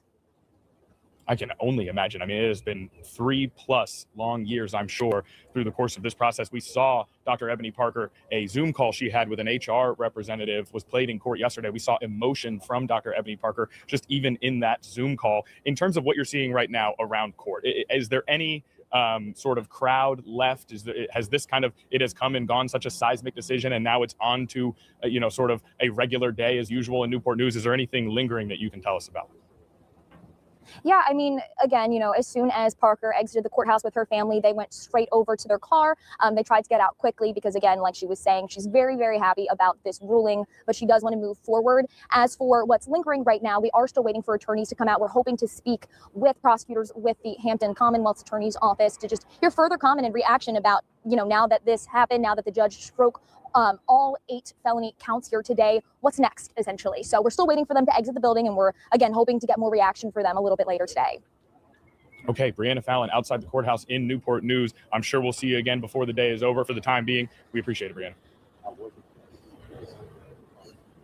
And you heard from Brianna there as she talked about sort of the reaction cries in the courtroom after this decision was made by the judge in Newport News. I'm going to bring on our producer here now, Samantha Spinacci, who is in studio with me. Samantha, we have a look into the courtroom in Newport News, presumably on the 30-minute delay that we've been working with. So she was out on bond, Tanya. She wasn't locked up. She probably those charges. I'm pretty sure she had the bond wasn't that. I mean, it was a bond, but it probably wasn't ridiculously high. But she's been out for the 3 years. She hasn't been locked up for the 3 years. Do you know how much time? No, I don't know how much time she was facing Malika. All I know is she was charged with 8 counts of child neglect, which is bogus to me because they didn't charge her for 8 they didn't charge her for the actual number of children that was so-called affected so badly that the parents are suing. They charged her for how many bullets was in the gun. I guess that he could have shot. I don't know. The whole thing to me, y'all, I'll keep saying it, it's just weird as fuck. You know, you charging this lady with 8 counts of child neglect, not because it was 8 kids that was affected, which according to these people, over 20 kids was affected. You charged her for the 8 bullets that was in the gun. Yeah. But I actually don't know how much time she was facing. I don't. Sometimes with Live Impact News, you kind of have to discuss and make decisions over the airwaves, such as the nature of a live stream. I'm wondering, is this something that we know that we can listen in on now? I don't know if there's audio on it, but we definitely have a video source. We can try it. Okay, let's try it. I'm wondering, with that 30-minute delay, if this will be an opportunity to hear the judge read the decision that we've now heard so much analysis of from our reporters. Let's take a listen into that courtroom from earlier this morning as this seismic piece of breaking news was presumably read by the judge. Let's take a listen. Are we ready to look at Combo versus Parker? We are. And to media personnel, the buttons that we have to press to turn on the audio are all in place? Okay, thank you. All right, so we're calling the case of Combo versus Parker for the record. Let it reflect the Combo attorney is present, Mr. Jenkins, with Ms. May. Good morning to you both. Good morning. The defense is present, Mr. Rogers and Mr. Tews. Good morning to you both. Good morning. The defendant is present, Ms. Parker. Good morning to you both. We rested yesterday. Is there anything you need to address this morning? Yes, Your Honor, I have 2 matters. Okay, yes, sir. The first is that the court yesterday, as I understood it, we agreed to admit the full and unredacted interview between Dr. Parrish and Dr. Parker. I needed time to just place that on a USB drive. I have done that. It's on Metal Clerk's counter there. I understood at the time that the court had admitted it, and I just needed to provide it. If the court had not admitted it at that time, I am moving to reopen and admit it as Commonwealth 6. Any objections? Not any objections, reopening for purposes. Okay, so for instance, Commonwealth is reopened, and we will admit it. Does Madam Clerk have it now? Yes, it's okay. there. All right, and this would be 6, Madam Clerk. Okay, so admitted, and again, this is just the full video of what's already a redacted version of the evidence. Okay, and now that that's done, do you rest again, Mr. Jenkins? Yes, we rest the reopened case. Okay, and the second matter. The second matter, Judge, is just as a preliminary matter, I understand that the defense, pursuant to their own subpoenas, intends to call as their witness several witnesses that have already testified, including Ms. Lerner, Ms. Kovac, Ms. Parrish, Ms. West, perhaps others. And I just want, as a preliminary matter, to point out Jones v. Commonwealth 2023 A-App, Lexus 294, decided May 16, 2023, which holds that it is not proper for the defense to do any impeachment when it calls its own witnesses. And so I am asking the court to instruct the defense not to do any impeachment. So y'all, this is basically the other morning when it was day 3 of court and the defense came in with a motion to dismiss. And this is where the defense presented their case, and then of course the prosecution presented their side, you know what I'm saying? So this is what this is right now. And hopefully y'all can hear it, because I don't know what they had going on with the audio that day, but every channel that was covering this or streaming it, the audio was low. I just didn't understand it. I didn't understand it, but here we go. That they already had a full opportunity to cross on, but I certainly would not object to them eliciting new evidence in their client's favor from those witnesses. But in terms of recrossing witnesses they've already crossed, that would not be proper to hear pursuant to subpoena. So I wanted to raise that issue. Yes, sir, thank you. Response? Yes, sir. We would be asking, in the event of problems for this, that we be able to examine it in this hospital. And so ultimately, we will cross that bridge when we get to it. You all are entitled to call whatever witnesses you wish, and if they meet qualifications to be declared hostile or adverse and be treated accordingly by impeaching and or leading questions, then again, if they meet that statutory criteria, then that will be allowed. So Mr. Jenkins, I understand your objection now, and it'll be ongoing, and when we get there, we will address it. But again, if they meet the criteria for being a hostile witness, the court will allow them to be treated as such. Understand. All right, thank you. Okay, so with the Commonwealth resting, defense asked to prepare, time to prepare their motion to strike, and we'll start with this morning. Are we ready for that? Okay, I'm ready. Please proceed. Oh, okay, Natasha. Your Honor, Yeah, that would have been like 40 years. Well, yeah, that would have been 40 years.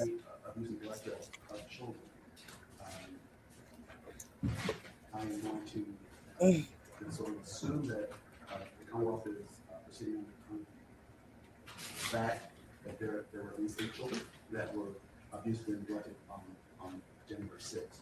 Your Honor, if that's the case, I'd say the Commonwealth hasn't established that there were 8 children present in the classroom on that day when this incident occurred. Commonwealth definitely hasn't established 8 separate incidents. So we have one incident where it's potentially the Commonwealth believes that there was 8 children present. But the Commonwealth did not present the names of 8 individual children that were in class that day. They did no roster or role. That's confirmed by any employee that was on staff that day. And more importantly, the Commonwealth is required to read the jury instructions. In this charge, the crime of child abuse, but the Commonwealth must prove beyond reasonable doubt due to all elements of that is at this point related to black and slave children. And the parent or the person responsible for care of these children are not named children, and that these unnamed children, this unnamed child or children are or were under the age of 18. There was no testimony that any individual child that was present in the classroom by name was under the age of 18. Also, Commonwealth has to prove the defendant's willful act or omission to care of whoever these unnamed children are was so gross, wanton, and culpable to show the reckless disregard for human life. There is instruction that discusses the definition of willful says a willful act is one done with a bad purpose or without justifiable excuse or without ground for believing it is lawful. A willful act is intentional or knowing or voluntary as distinguished from accidental. In terms of bad purpose or without justifiable excuse require knowledge that particular conduct will likely result in injury or illegality. Your Honor, in my own words, the Commonwealth has to establish that Dr. Parker knew, and her response was, so what? I know that there is a weapon and that there's a likelihood that children will be harmed by that weapon or firearm, and I don't care. Let whatever happens is going to happen. There was no evidence that was Dr. Parker's response to anything that happened on that day. She was brought limited information, and she responded to the information that she had. Again, I said at the very beginning of this, if we look at the behavior of everyone that had contact with JT on that day, they did not believe that there was a firearm. They did not believe that there was a weapon. There was testimony from Swerner, she was the person that had the most direct contact than anyone on that day. Her behavior did not indicate that she believed that there was a weapon. She left JT in the classroom. She left other children in the classroom.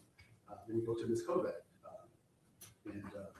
Again, she sat with him, had her eyes on him, watched his behavior. She said it was weird, but her actions in no way indicated that she believed there was a firearm in possession of JT. And then we consider what Mrs. West testified. She said there were some concerns. She actually observed JT on the playground with the other children. Based on her observations, she was satisfied that there was no weapon. She only became concerned again when there was a report almost contemporaneously with the shooting that there in fact was a weapon. And then we considered the testimony of Mr. Rawls. He had a lot of contact with JT leading up to this event. On the day of the event, concerns were brought to him. He investigated, put his eyes on JT, was satisfied that JT did not attempt harm to the students in the classroom. Your Honor, based on the information that Dr. Parker had, she made decisions in hindsight. Those decisions actually were determined not to be the correct decisions, but that wasn't her neglect. There was no bad purpose, obviously. She didn't intend harm to the students without justifiable excuse. Your Honor, based on the information she had, she took actions that she believed were appropriate based on circumstances, and so there was no bad purpose. There's really no excuse that we're trying to say other than she did not believe that there was a weapon, so that explains her conduct on that day. So there was no information that she had that she came to the conclusion that was going to lead to harm to her students. And after coming to that conclusion, she decided that she didn't care. So what? I'm going to leave that harm to those students because of JT having a firearm. The Commonwealth hasn't met its burden to establish a willful act. The Commonwealth has not established the specific names of children and their ages that were present in that classroom. You can ask to consider striking the Commonwealth's case. Thank you, sir.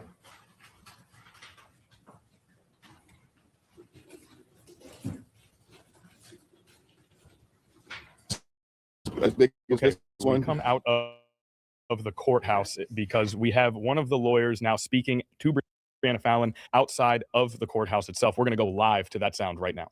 Often, yeah. Where that's common. Have you ever seen it before?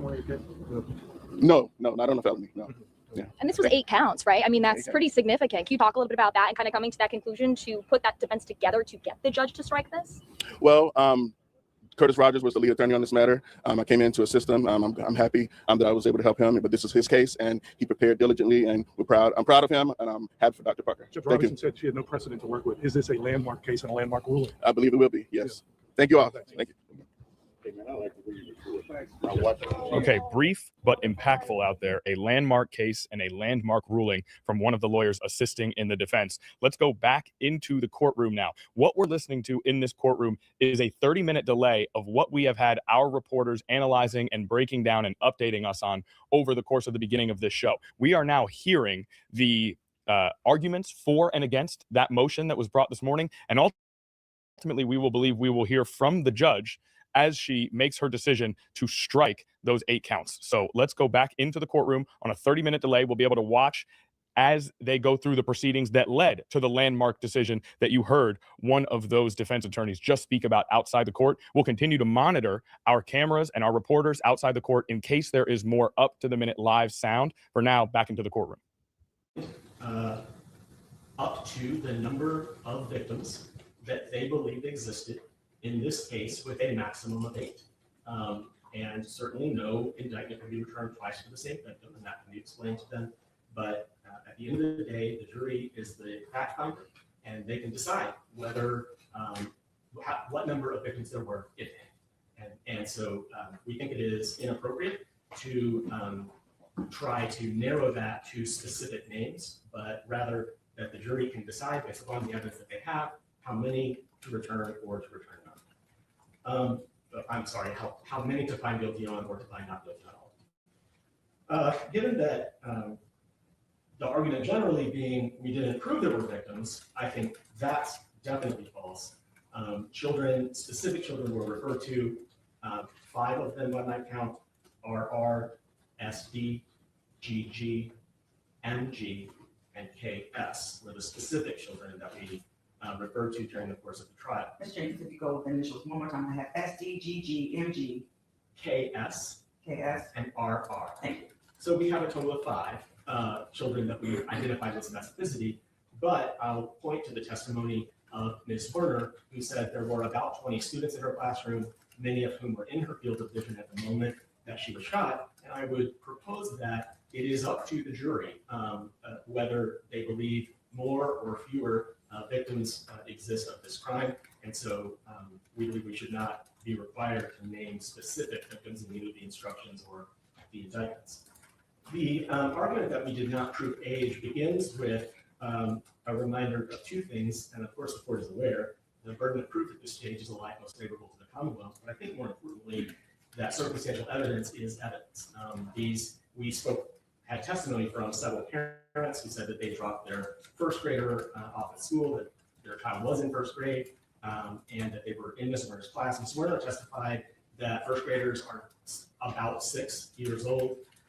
And throughout this trial, we've instructed witnesses on the record to refer to people under the age of 18 using initials. And you've had several parents come in and testify using only the initials of their own children.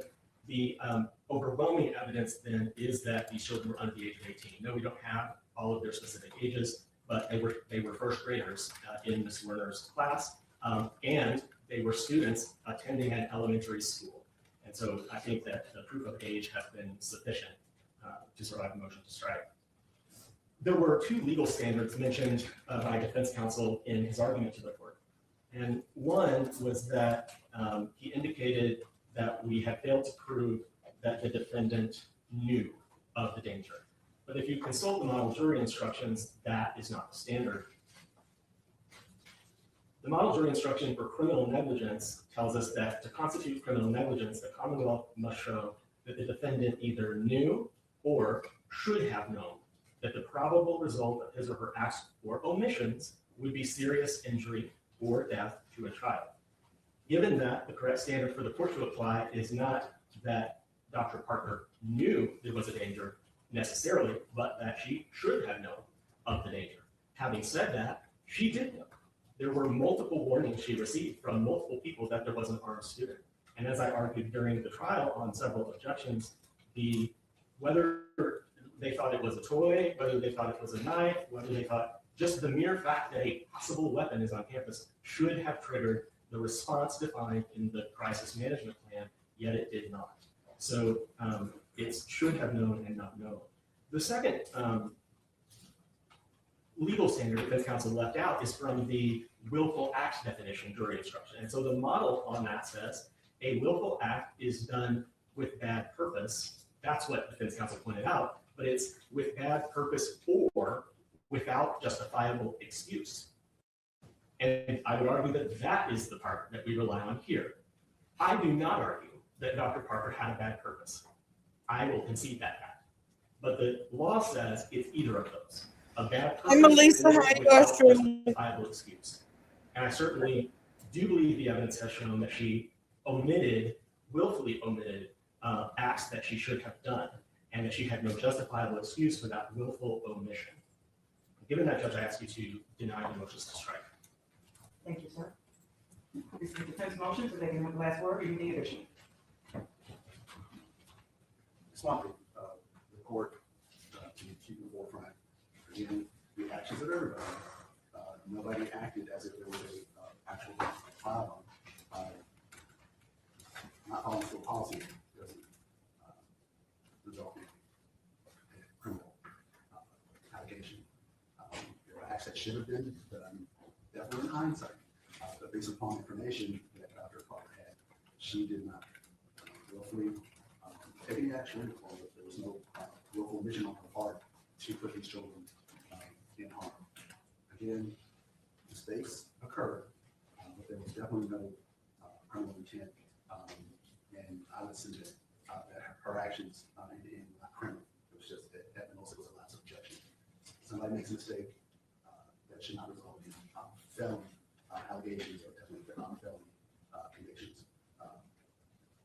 So omitting a step in a school policy should not be considered a crime. She acted on the information that she had. She took the steps that she thought were necessary. She did not believe that there was a gun. Nobody that was there acted as if they believed that there was a gun. I'd ask that you find the Commonwealth, even at this stage, and like most of the Commonwealth, has not established a local active omission. That when the Commonwealth is succeeding, that there has been no specific proof of the age of any child that was suspended.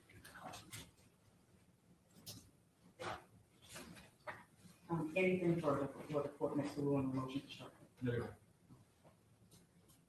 Honor. I will be honest, we could have done that yesterday. I expected more substantial motion.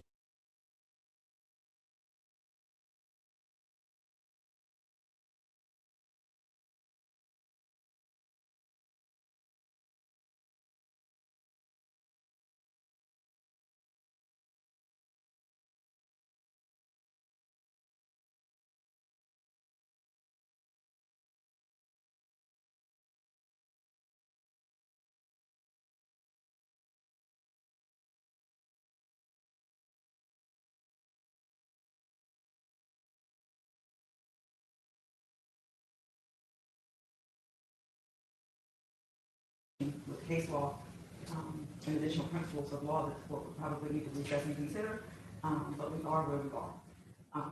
Having considered this case for 4 days and listened to the motions of counsel,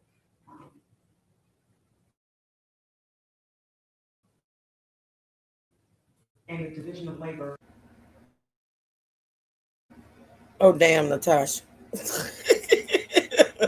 You know I was. You know. Natasha. Oh, I just said I was talking. I definitely was talking. I done said a lot. Damn it. All right, so okay, rewind. I was on mute. Thank you, Natasha.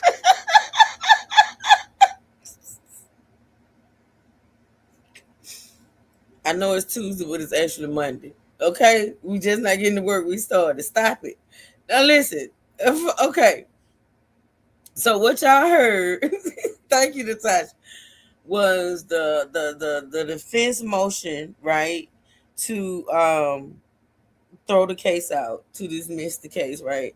And then you heard the prosecutor rebut and say, no, we think the trial should go on, blase soir. And so now what we're gonna hear, and I know it's low, y'all. Like I said, truth, I thought it was my fault. It's always me, Natasha, always.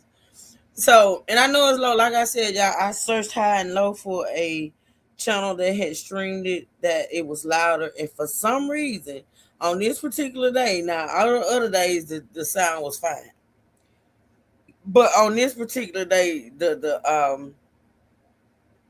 volume was low, like on every channel. But anywho, so now you're gonna hear the judge's decision on whether or not she's gonna throw the case out or not, and which we know she did, but she's gonna give her reasons, and she's gonna say why that she feel like this case should be thrown out. So let's listen. Thank y'all. I appreciate it. In a criminal jury trial. So in that division of labor, in those legal proceedings, questions of facts go to the jury, questions of law go to the judge. A question of fact asks what happened, and it requires evaluating evidence, such as the witness testimony and or physical proof. Questions of law ask, how does the law apply to those facts, and requires interpretation of statutes, precedents, and constitutional rules. And that's kind of legalese, breaking it down. The judge decides the question of law, which is what law applies, procedure, and runs the courtroom. In this case, criminal jury, the jury will decide the facts, which is what happened. To give an analogy, because this case doesn't put itself well to analogy. Somebody is given a ticket for speeding, 70 and a 65, but they're stopped in the parking lot. The jury decides the question of fact. Was that driver actually going 70? The judge will decide, does the speeding law apply in the parking lot? So that's the way to wrap your mind around the difference between question of law and fact, which can get quite convoluted. With the question of facts being resolved by the trier of fact, which in this case is the jury, and their job would be to weigh the strength of the evidence and the credibility of the witness, and judges resolve the questions of law. And what would be put to the jury in this case was whether or not Ebony Parker is guilty, and that would be the question of fact. I do all this, say all this because the distinction between law and fact can become convoluted, and they can be mixed. It can be a mixed question of law and fact. Supreme Court itself has acknowledged that it can be an imperfect science of where is that dividing line. But identifying that line is important, critically important. whether or not it's a question of law or fact. Question of fact goes to the jury, they make the decision. Question of law, it stays with the judge. And I guess for purposes of the parties' understanding, that influences the courtroom decision maker, the appellate review, how evidentiary rules are administered, and the application of precedent, which I would say there is no precedent for what's before the court of an administrator being criminally charged and tried for what has been presented and what happened that day, January 6, 2023, at Richneck Elementary School in Newport News.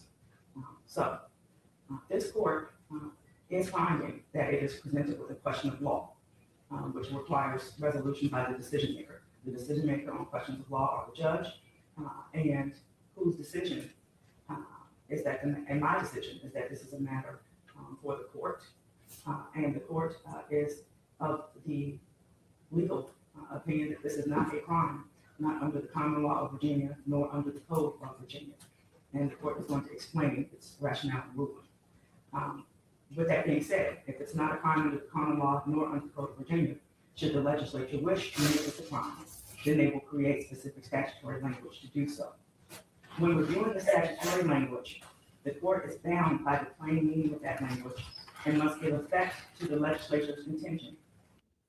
Okay, we are back here on Live Impact News in the studio, and you can see on your screen as the judge was reading her decision, Ebony Parker reacting there in the courtroom. You saw her sort of put her head down onto the table in front of her as the judge is again eliciting that decision to strike all 8 counts charged to Ebony Parker in this case. And again, one of the very first things that Madison Schlegel told us this morning, that phrase, no precedent for this. You heard it there from the judge in that very specific moment as we got to hear sort of a real-time accounting of what we were updated on by our reporters. Judge Rebecca Robinson making that decision there in the courtroom and the court reacting. Now, we're going to bring Madison Schlegel back onto the program here with more updates for us as news continues to roll in, really reaction continues to roll in to this seismic decision that we've seen this morning. Hello again, Madison, what updates do you have for us? Yeah, Connor, obviously you just heard those words there from Judge Rebecca Robinson about the decision that she made in this case. You had mentioned Ebony Parker's reaction and how she was when that decision was made. But ultimately today, we're also hearing from the attorneys of Abby's Warner. Not even 15 minutes ago, I have received a statement from her attorneys on Abby's Warner's behalf. I'm going to read you a little bit of this statement here. So mind you, these next words that I'm going to say here for a little bit are coming from the mouths of the attorneys of Abby's Warner. So their statement reads as follows. One of the many obstacles the city of Newport News placed in Abby's Warner's path to justice was their argument that they could deny insurance coverage in our civil case because of possible criminal conduct. Today, that's no longer an excuse that the city can hide behind. This was always the Commonwealth's criminal case, not Abby's civil case. Abby complied with the subpoena requiring her testimony once again, despite the emotional toll of repeatedly reliving this tragedy. From the beginning, our focus has remained on obtaining justice and the civil court for the preventable failures that led to Abby being shot. A Newport News jury has already spoken, returning a $10 million verdict in Abby's favor that was in the civil case, remind you.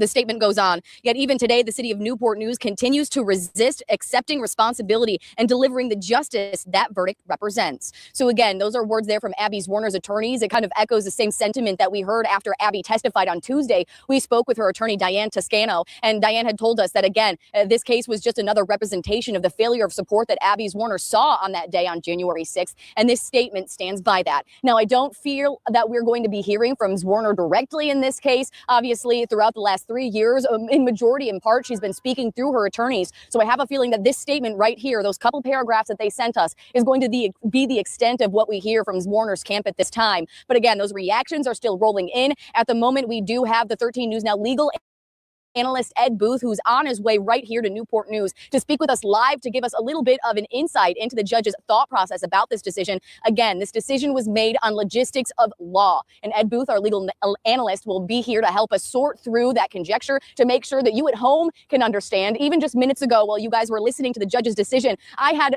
a community member come up to me and say, hey, I've been following this case for years. I just heard the judge threw it out. Does that mean that Ebony Parker is innocent?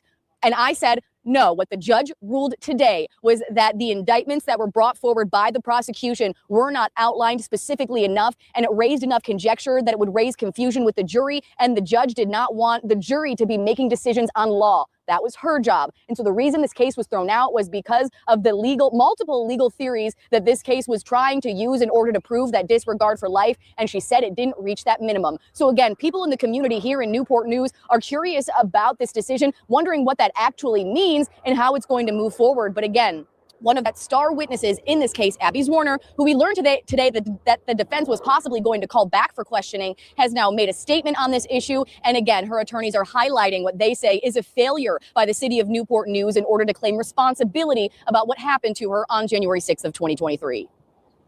Okay, thank you so much, Madison. And an update for our viewers on the screen next to Madison, you see our double boxes. On the screen is Ebony Parker in the courtroom. You see the emotion from her. You then see the emotion from others who were in the courtroom at the time. So what you're watching, again, is that 30-minute delay of the livest look that anyone has access to inside this courtroom. We just saw the judge read that decision, and now we're watching as both Ebony Parker reacts and as others in the courtroom, presumably who are connected to her, react. And you saw kind of the just the emotion sort of pouring out there for a brief moment after hearing. Now you see the prosecuting attorney who seems to be speaking to the judge here. But we'll go back to Madison. Madison, I want to touch on something from Abby Zwerner's statement that I found interesting. And I know we're going to have Ed Booth, who kind of has a more erudite understanding of some of the legal technicalities that go into this. But the opening of that statement actually took an interesting path, which was that there was no longer an argument that criminal conduct could deny insurance coverage for the $10 million that Abby Zwerner was awarded in her civil suit against Newport News Public Schools. Are you able to give more insight into that? Because that's a very interesting aspect of this, in that the throwing out of this case in some ways cleared obstacles towards her getting the amount of money that she won in that civil case. Yeah, and Connor, we kind of heard a little bit of inklings of that yesterday when we heard from the parents of students who were inside that classroom when the defense was crossing them. Again, we learned about those multiple civil cases. Well, the one civil case that's now being representing multiple of those parents. Again, the defense kept asking those parents, do you have something to gain from a conviction in this case? And again, they were hoping that a conviction, they were alluding to the fact that a conviction in this criminal case could help lend to the civil case. Now, you mentioned Abby Zwerner civil case, which again is separate from the case that's being filed by parents of the children who were inside that classroom. And now again, Abby Zwerner was originally seeking $40 million, and the court only came up with 10. So again, I'm going to leave the legal conjecture up to Ed Booth. That will be one of the first questions that I ask him here. How will what happened today impact the legalities of the funds that Abby's Wait a damn minute. Wait a that woman was asking for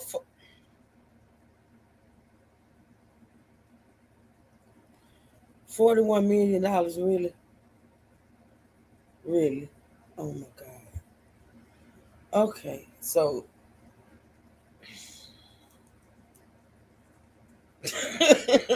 y'all see what I'm talking about here. Like, and you gotta know that if it was just Ebony Parker she was suing, there's no way she would have asked for that. But because she included the school district in the motherfucking city of Newport News, she was looking for a payday.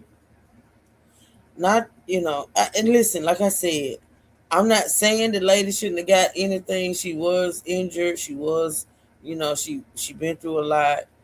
And according to statements, she said she'll never set foot in a classroom again. But even if you are a teacher, let's just say you become a teacher the moment you walk across the stage at graduation, college, at 20-some years old, and you retire as a teacher at 65 years old, you ain't gonna make no $41 million damn dollars. Absolutely fucking not. You ain't gonna even make $1 million, not as a teacher. So I get that you want to be compensated because you suffering from PTSD and you feel like you can't step foot. That was your career. Let's be clear and be fair. It was your career. It was your career. And being a teacher was what you went to school for and what and now that you suffering from the aftermath of what happened to you, you no longer feel comfortable going into a classroom. I get it. So definitely the lady should have been compensated. But $41 fucking million, really? Is that gonna make your PTSD go away?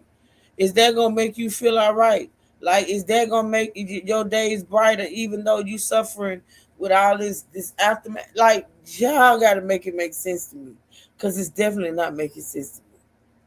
Wow, people has lost their lives and families won't come say that much. But not hell, you're right, Sonya.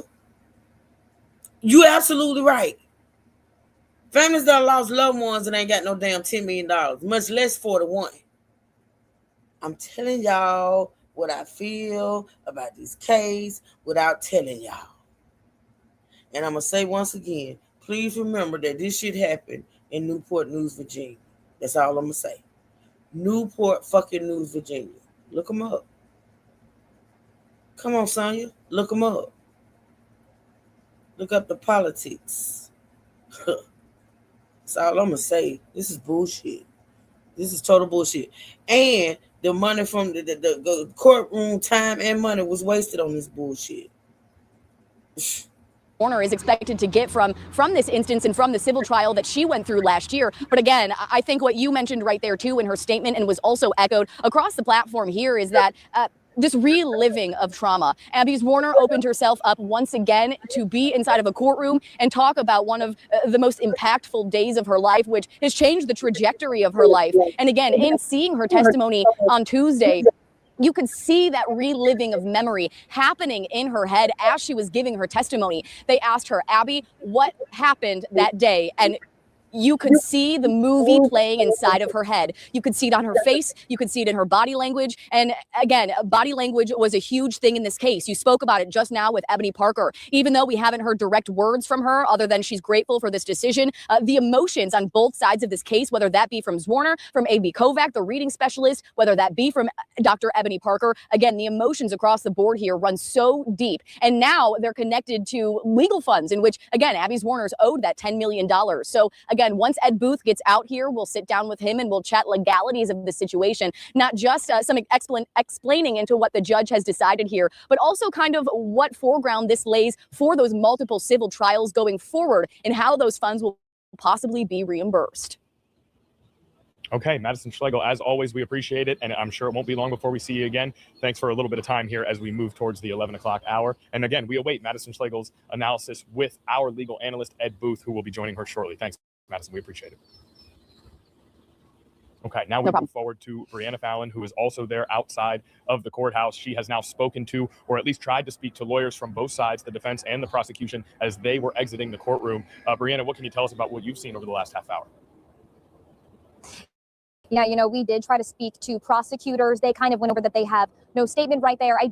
Right now. I did ask them, though, what's next now that the judge kind of struck all 8 felony charges.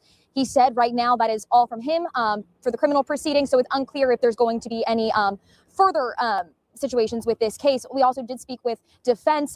They were very, very, very excited about this. They mentioned how at the end, once they realized that the judge was going to go in the direction that they went in, that it was just pure excitement, pure relief was one of the words that they used, just that overall relief after 3 years of, you know, sitting on this trial. The judge decided to strike all 8 felony counts. And he mentioned, you know, he's not really sure what is next for Parker, but he's looking forward to seeing what happens. Okay, so still what happened today? We believe that the correct outcome was reached, and we're thrilled for Dr. Parker. Thank you. What was that moment like when the judge said it didn't constitute a crime, and then Dr. Parker started sobbing? Right. Yeah. It was just a relief for her, a great relief for her, and we're just happy that we were part of her journey. What's next for her? I'm not sure. But thank you so much, everyone. Yeah, and what was your just initial reaction, you know, once you realized what direction the judge was going in? Relief, happiness. How often do you see emotional strikes succeed? Well, I've never been in a part of a case as big as this one, but very often in misdemeanor cases, emotional strikes succeed. In misdemeanor cases. This was a misdemeanor case. Right. So, okay. But in felony cases, I think it's way less often. Yeah. Way less common. Have you ever seen it before? No, not on a felony. No. Yeah. And this was 8 counts, right? I mean, that's pretty significant. Can you talk a little bit about that and kind of coming to that conclusion to put that defense together to get the judge to strike this? Well, Curtis Rogers was the lead attorney on this matter. I came in to assist him. I'm happy that I was able to help him, but this is his case, and he prepared diligently, and I'm proud of him, and I'm happy for Dr. Parker. Judge Robinson said she had no precedent to work with. Is this a landmark case and a landmark ruling? I believe it will be, yes. Thank you all. Thank you. Yeah, and that was the defense attorney kind of talking about the reaction to this case. Again, mentioning just that relief that was felt once the judge decided to strike these charges. He mentioned how this could be historic. He's not sure if many times when, 8 felony charges are dismissed like that. He said it's more common during misdemeanor trials.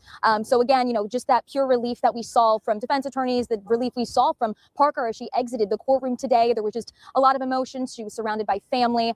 So again, a very relieving time for defense and for Parker. Connor. Okay, Brianna, I am sure it is. And we really appreciate all of your hard work out there outside of the courthouse, chasing down lawyers, making sure we have all of that reaction and up-to-date information. We appreciate it, and we'll see you later on in the day. See them. Okay, so that was, again, Brianna Fallon speaking to one of those defense attorneys for Ebony Parker, and that certainly stands out, that the right at the end there, a landmark case and a landmark ruling. Stephen Teague said he believes that it will be, and it certainly feels that way at this moment in time. Once again, that sort of breaking news update for anyone who's joined us here recently. Judge Rebecca Robinson has struck all 8 counts charged to Dr. Ebony Parker in the Rich Neck Elementary School criminal trial. That is the breaking news of the day. Day 4 of the trial doesn't really get underway before the entire thing comes to a close. We've been hearing from Madison Schlegel and Brianna Fallon on the ground all morning. We appreciate all of their hard work. We appreciate all of you for staying with us as we sort of work out how the best way to bring you all of this up-to-date information as it comes into our newsroom. And no precedent. Again, another one of those statements that really stands out when it comes to what we've seen here today in this decision from the judge in this trial, and how, again, the jury is a trier of fact, and there were simply too many questions around the indictment at this time. And so after the motion that came this morning, the judge has decided to throw out all 8 counts. And for the time being, this event that we saw more than 3 years ago in January of 2023, January 6th, 2023, it closes another chapter. And as you heard there from both Brianna and Madison, what's next, we do not know. But for now, this trial is currently done. And our time with you here on ABC on 13 News Now is done. Our coverage, however, is not. We will be. All right, y'all. So we did good. 2 hours. That's good. So that's it. That's basically it as far as the whole criminal proceedings that took place last week, y'all. The criminal side was thrown out. Now, like I said, on tomorrow, I will. And like I said, we're going to go back 6 months, y'all. And y'all know how I am when I feel something about a case or whatever. I just, long story short, tomorrow, if y'all are interested, y'all join me tomorrow, and we are going to revisit the thank you, Natasha. We are going to revisit the civil case. See, I didn't know anything about this civil case 6 months ago. With the criminal case, this is my first time hearing anything about this. So, being as though we reacted to the criminal side, on tomorrow, I got a playlist, and we are going to restream, react, revisit the civil case, and try to understand why the jury and these people decided that this woman deserved $10 million. Now, her asking initially for $41 million, I just heard that today. I didn't even know that. I didn't even know the woman asked for $41 million, but they gave her 10. And we are going to listen to the trial and see why they felt like she deserved it. So yeah, I'll be starting that tomorrow. I'm going to do my best to get through all of that for the rest of the week. And then on next week, we're going to start some new coverage that I got. I got so much stuff to cover on this Crime and Justice channel. I just take it one day at a time, honey. It's a lot. I got to play this out this world. But we're going to get into it. But for the rest of this week, we're going to revisit the civil side to this lady. What is her name? The teacher versus Ebony Parker. And as you all probably can figure out, I'm hashtag Team Ebony Parker. I just feel like, not just because, the obvious reasons, but I just feel like this woman was really, she was really duped. Like, she was really, they did too much. But yeah, I appreciate y'all supporting this live stream today. Happy Tuesday. It's good to be back to work. Yeah, And I love y'all. Thank y'all for supporting this live. I'll see y'all later on the other side, of course. I got a surprise. I got some news. I got a whole lot of stuff we got to talk about. You know, when Truth be out for 2 days, it's like being out for a whole damn week. It just be a whole lot of. But I'm here for it. So yeah. I'll see y'all over there later. I'm about to I don't even think I've scheduled it yet, but I'm about to do it in a minute. But yeah. And until I see y'all again over here in the morning, thank y'all for supporting my Crime and Justice channel. Y'all know how much that means to me. And y'all have a blessed, beautiful rest of your day, okay? And until I see y'all later on, I can't wait because I left all morning at you and Troy. Girl. Oh, we're going to talk about her today. I'm going to get her out the way. See, I got to get into that, on my side. But I'm going to get that out the way today. But we got a whole week of just surprises and all kind of stuff. So, yeah. Oh, yeah, Tanya, we got surprises. It's going to be a good week over there in Silverville. So, that being said, I see y'all later over there. Y'all, listen, y'all have a safe, blessed rest of your day, all right? I love y'all, and I appreciate y'all for supporting this channel. Y'all make sure y'all be safe, be blessed, never stressed. And until next time, Truth Seekers stand up. And we out. Y'all be good now. Till I see y'all later.